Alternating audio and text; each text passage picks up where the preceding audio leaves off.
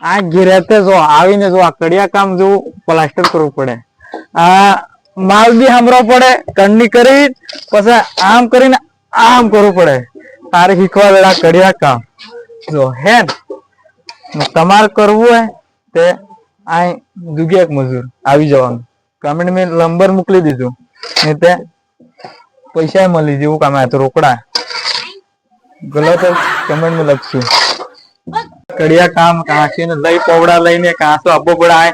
આ કેવી રીતે માલ આ ધોલો કરવો પડે ને કેવી રીતે આ કરવું પડે.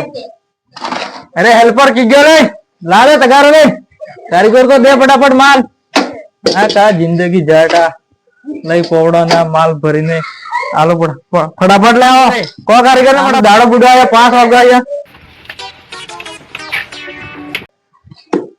क्या